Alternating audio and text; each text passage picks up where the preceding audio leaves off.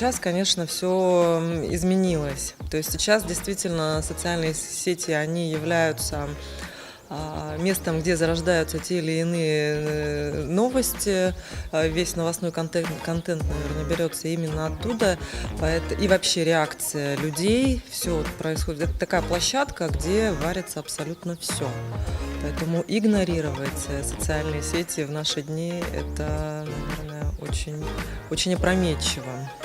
И все, что делают пресс-службы, оно в любом случае. Наверное, вообще утро пресс-секретаря должно начинаться с Фейсбука и с Инстаграма. Я вот убеждена в этом.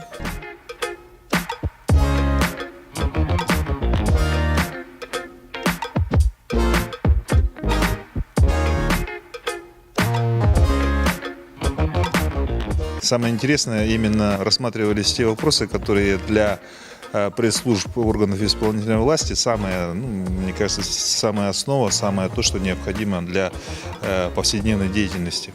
Особо запомнились, конечно, проекты ЕСЕ, мы их очень отслеживаем, смотрим, следим за ними.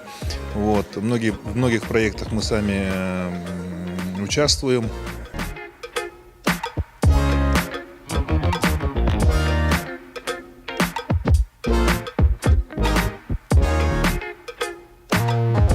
Все темы были очень интересны и актуальны. Мне, как представителю органов исполнительной власти, было очень полезным выступление Романа Ярославовича Мандзяка.